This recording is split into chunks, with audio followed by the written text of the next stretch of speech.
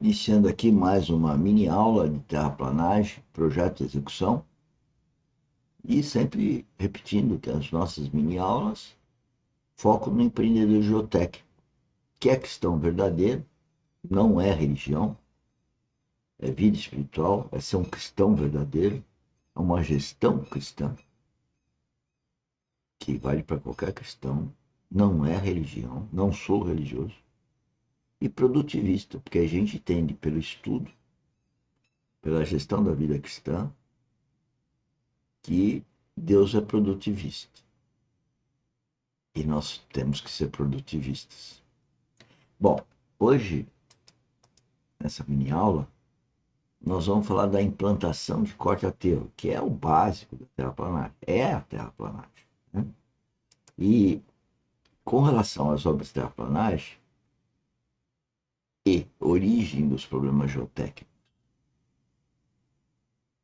onde que a obra de terraplanagem traz os problemas geotécnicos? Bom, per si, uma obra de terraplanagem é uma escavação. E para escavar, eu preciso saber quais os solos que eu escavo.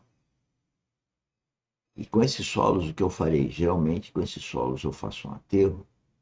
Então, eu preciso saber o comportamento dos solos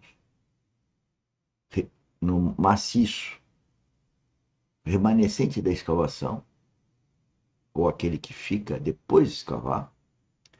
Preciso saber esse material escavado, como ele vai se comportar no aterro e como fazer o aterro para que esse material escavado tenha as melhores propriedades de engenharia no aterro a ser executado.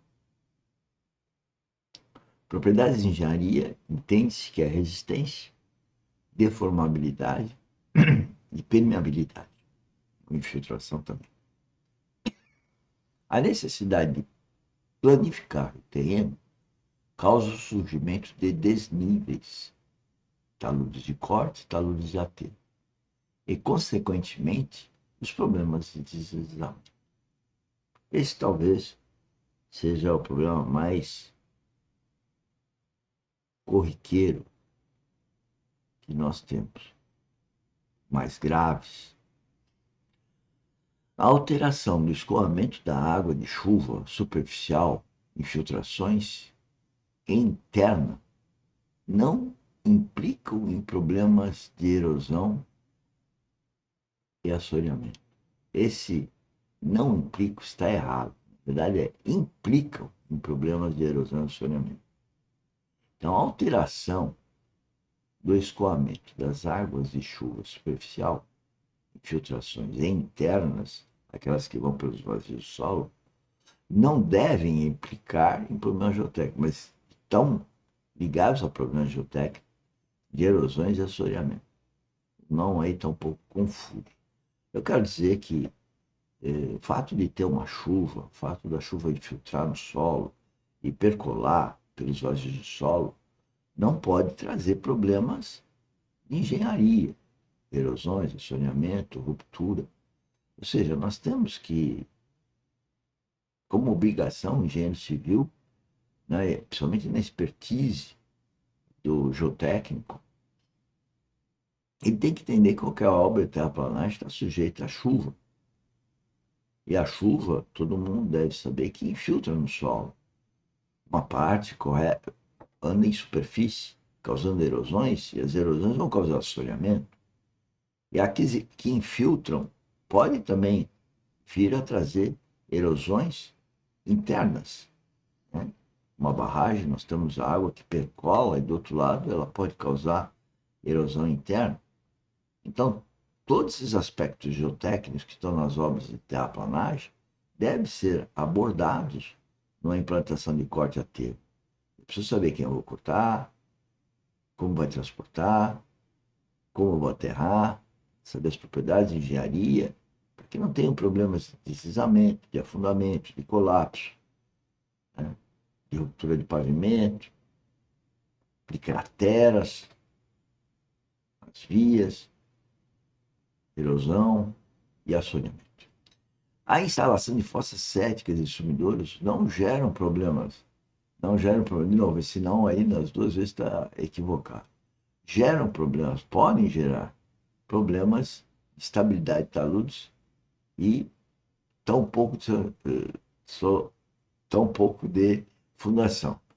Ah, o texto aí, ele foi tirado, essa parte do texto, de um outro texto, e por isso que está dando um viés equivocado. Mas isso é bom para a gente gravar, né? Muitos terrenos se faz cada vez menos, né? Fossas sépticas e sumidouros para o esgoto. E eles não podem gerar problemas de estabilidade de taludes e tampouco fundação. Mas o desconhecimento, às vezes, disso, se joga para dentro do terreno a água, né? Quer seja através de fossa séptica, sumidouro, ou até represas, né? Bacias, de alguma forma que tem água. E isso gera problema, sim, de infiltração no solo, e problema de fundação, e problema de estabilidade talude, né? Em loteamentos muito importantes, a gente viu acontecer problemas. E cada vez menos, creio, estão se usando menos as fossas e os sumidouros. Mas esse é um problema crasso e antigo. Bom, aqui nesse desenho, nós estamos colocando terreno natural à esquerda, muito acidentado, está escrito aí, e a necessidade de uma superfície plana, terraplanagem, né? Que é essa linha vermelhinha que está aí. Então, a linha inclinada é o terreno natural, nós temos a divisa do terreno e queremos fazer com que o terreno fique plano. A figura ao lado à esquerda, nós temos lá assim, desenhado uma escavação, em um outro lugar próximo, um aterro. Essa figurinha é uma figurinha clássica de livros, de norma técnica, para mostrar para aqueles que não estão acostumados com o termo, que é uma escavação, não um aterro. E quando eu tenho que terraplanar um terreno qualquer para edificação que seja de uma casa, e uma estrada, uma indústria, enfim, eu vou ter que fazer esses cortes e aterros aí. O corte, então, por exemplo, aqui, é um corte, tinha aí cerca de 24 metros de altura, e tinha que ser subvertical, porque aqui, à direita dele, teria um prédio de 4, 5 andares. Nessa outra situação, nós temos o aterro, e esse aterro tem um talude também à esquerda, que pode ou não ter um sistema de aterro reforçado, não, um muro de arrimo, ou um muro de aterro reforçado. Bom, e são nesses momentos que nós, então, precisamos, nas obras de terraplanagem, de fazer o uso, de conhecer as propriedades de engenharia, fazer os dimensionamentos, que eu sempre repito, de deslizamento, de afundamento, de recalques, de trincas, né? Também problema de afundamento de pavimento e durabilidade de pavimento e piso industrial. Qual a origem do problema deslizamento e erosão? É a necessidade de planificar. O terreno estava ali, era uma encosta, suave ou não suave, e estava lá com a vegetação. À medida que eu escavo, que eu limpo o terreno, eu já começo o problema. Um problema de erosão, né? Mas eu preciso planificar. Eu preciso cavar e aterrar, como estava na figurinha anterior. E aí eu tenho início de problema de deslizamento e erosão. Quando eu falo erosão, eu também passo por aí os problemas de infiltração. Per si, podem trazer problemas geotécnicos.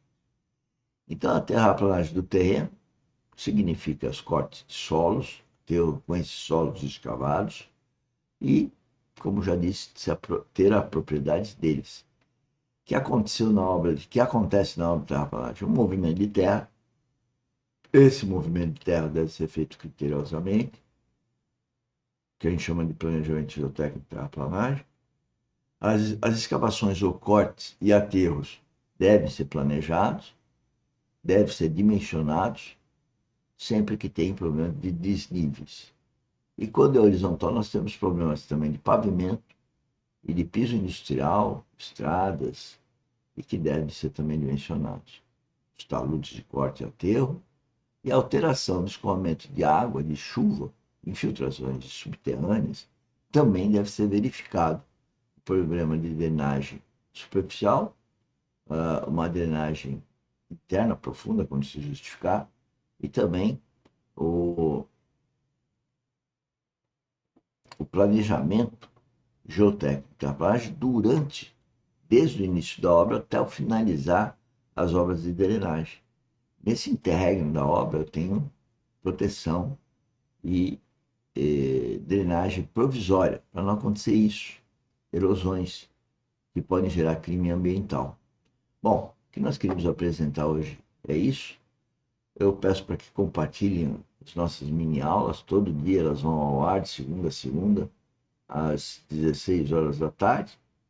Vejam a descrição do vídeo e o primeiro link aí na descrição do vídeo é o nosso grupo do WhatsApp para você marcar um workshop gratuito conosco. Todos os dias estou disponível, segundo agendamento, das 16 às 17. Até a próxima mini aula. Muito obrigado.